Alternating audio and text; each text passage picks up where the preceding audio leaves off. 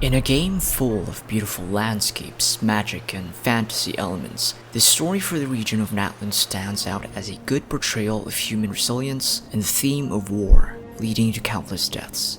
In the early regions, we haven't witnessed this much cruelty and ability to unsettle its audience, partly due to it catering to a casual player base. However, as the story progressed, they weren't about to hide some unsettling facts in the regions we visited. One such example was the case of Rue from Surumi Island, the son children of Enkanomiya, and even the dead treasure hoarder when we found an inverted statue of the Seven. I believe this was the first time we've seen a deceased person in the game as part of a major story, and it won't certainly be the last, as in the case with Natlan. That time riding in the hot air balloon, the game wanted us to see the reality behind the war, as well as the scope that all of Natlan were all affected.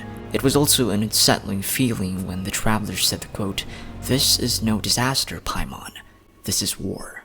Here, it almost feels as though you are there, and seeing all these lovely people and bustling locations turn into silent and dark venues. Scattered bodies swarming throughout, telling us that the Abyss has arrived, which only wants to consume all of Teyvat and end life as they know it. I also want to add how Paimon does well to add to the gravity of the situation here. When she says she can't take any of this anymore, it's the first time she breaks down. Paimon, our companion who had seen almost everything at this point of our adventures, starts to tremble in the sight of dead bodies. When Natlan was first teased, some players commented on the premise for the region as they quote, "doesn't look like a nation of war." Yet, as we progressed in its story, we quickly learned how much of the people suffered from constant fighting with the Abyss. I think Hoiverse wanted to display how this region full of colorful sights, friendly creatures, and a pragmatic society can suddenly change in a blink of an eye. It holds up a mirror to our own society, where the context of war can suddenly change what we're used to, and gives a message that it is a dark and gritty thing that we should always be aware of in its consequences. At first glance, Natlan doesn't look like a war-torn region, and maybe that's the point, because no one wants a constant war. It also hammers down our expectations that we want a portrayal of war in the game, but as we later realize, the happy and easygoing state of Natlan is what we should wish for and be content with. At some point, people are so wary of war they'd return to their peaceful lives and spend a quiet day under the sun. We already know Natlan suffered from different battles throughout the years, and between those times they rebuilt their societies and tried to prevent another disaster from happening in their homes. So they chose to hold a pilgrimage to choose strong heroes and keep the front lines away from their homes as far as possible. Going to the point of this video, I want to talk about how the latest version of Genshin Impact has delved into the themes of war and human resilience, making it a profound and unsettling message, as well as a step to the world building of Teyvat. Heading on to Snezhnaya in our next region to visit, and things we are yet to see. As the Archon quest demonstrated, world building is absolutely essential for a good story. We wouldn't be this invested into its characters, premise, and flow of events if not for getting to truly know them first. Back when we first woke up on that beach in Mondstadt, we were introduced to a place of magic and dragons, making it seem that this is just another ordinary fantasy world. However, as the main character, we were given a goal, and that was to visit each region and ask the whereabouts of our sister, as well as answers to this world we landed in. In visiting each region, we quickly learn a lot of things: the heavenly principles, the cataclysm, the great sinners, the ley lines, all of which were essential to answer why we are currently stuck in this mysterious continent. This sets up the latest region of Natlan, as it provides context to the greatest enemy we have, which is the Abyss, and why we have to help them. Back in Inazuma, while its premise was a great idea, it didn't exactly hold to its expectations due to the poor execution of the story. Some quests were rushed, characters dying which didn't provide much context, as well as leaving unanswered questions. For Natlan, I'm glad they didn't make the same mistakes, as the story draws you in and gives a taste of the Abyss threat. For the traveler to say those words to Paimon for the first time, even though having been to Inazuma, it indicates that the civil war in Inazuma didn't compare to the one in Natlan. When we first visited the area, we learned how the people of Natlan have been greatly affected by war, which held on for centuries, thus results in them holding ceremonies such as the pilgrimage. You can see that there's a cause and effect, and that sets up their motivations, giving the player an understanding of this region. This is further emphasized when meeting Movika, the Pyro Archon, who explains how choosing heroes is a necessity as it keeps Natlan safe from a full-scale invasion of the Abyss. As we meet the different people of Natlan, they have a working society with miners, couriers, farmers, fishermen, and more, which adds to the world building. This means that all 6 tribes within Natlan work together like gears to an oil machine. Adding to the exceptional world building, the writers of Genshin breathes life into the region of Natlan with incredible yet flawed characters. Protagonists such as Roran, Chaska, and Movika are not inherently good. They make these mistakes and allow themselves to land in gray areas that most characters tend to shy away from. This also applies to the antagonists such as El Capitano aren't entirely evil, and their actions can be traced back to their indoctrination and personal experiences. So in any case, this gives us a sense of connection and relatable choices for the players, keeping them well invested in the story. With all of these elements, it is a great foundation that ultimately sets up as we get closer to the end, the consequences of war. Because they've answered the questions of why, who, where, when, and how, this puts us in a position to care for them and understand what they're going through. This in turn made us feel angered, hurt, or sad as this war of Natlan was real. That even though these are just codes of programming in a game, there is a connection established. This is what war brings, and we get to feel just an ounce of emotions compared to the real thing. The scenes where we saw those lifeless bodies scattered within the game and the hollow places which were once filled with people have now become a nightmarish dread.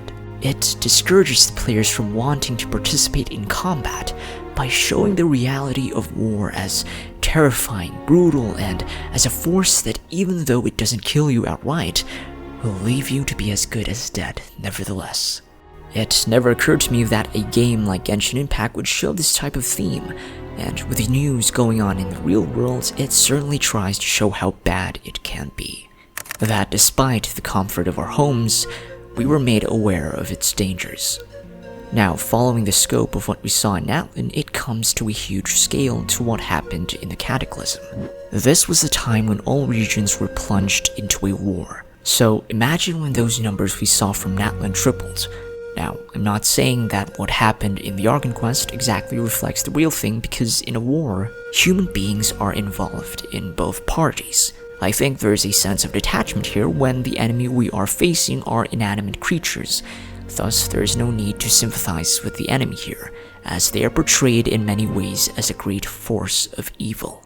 Despite that, the Archon quest shows how much loss and pain that war can bring, especially that scene with Chaska and her younger sister Koichi. Throughout the quest, they've established the two as having different perspectives, always arguing and not understanding what one seems to imply to the other. Still, they are sisters, and from a certain perspective, it's quite normal for siblings to argue, in even the tiniest of things. The story does a good job to show this relationship, as well as make us sympathize with Koichi, where we learn she just wants to look out for Chaska due to her affliction. So it certainly broke us when Koichi eventually dies, becoming a casualty in the war, in addition to the number of deaths in that counter we saw in the Archon quest. While I disdain the fact that her death was a pushing force to put the story forward where Chaska obtains her ancient name, there is one last message that this quest shows to us, and that is human resilience. Human resilience refers to the ability to successfully adapt to stressors, maintaining psychological well-being in the face of adversity, or in other words, to bounce back from difficult experiences. All throughout the story, we get mentions from different characters about the noteworthy qualities of humans, with the captain saying, if you believe in humanity, you should trust in their ability to create a new future, and Xbalanque with people will go from strength to strength and reach heights that even I cannot dream of, and the Sage of the Stolen Flame seeing them as the Creator's most beloved and yet the weakest of species.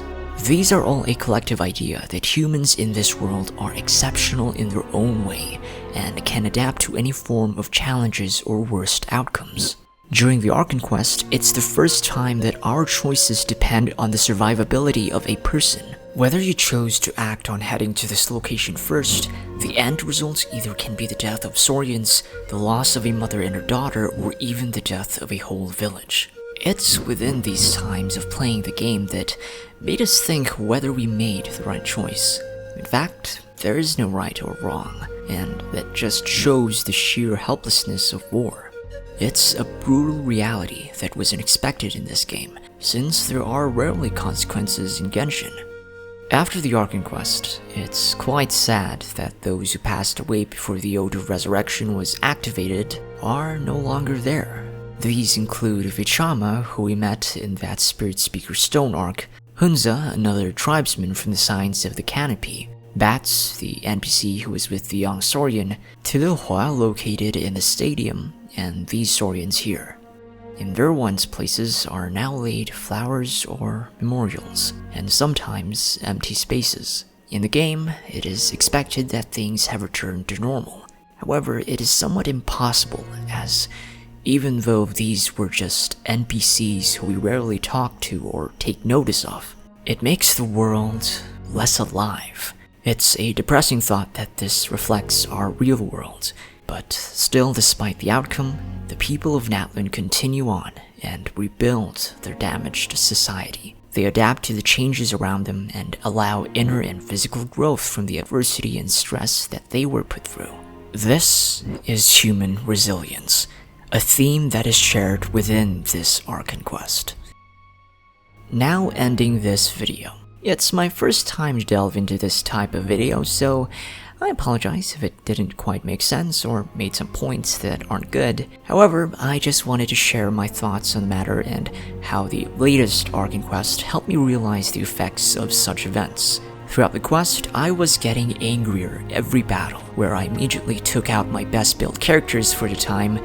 It made me emotionally invested, and it's quite rare that the games I play nowadays give that sense of attention. So, there's that. Anyways, that's all I have for this episode. Thank you very much for watching, and I hope you enjoyed it. So, as usual, my name is KlemenTime. Until the next one, be safe and stay tuned.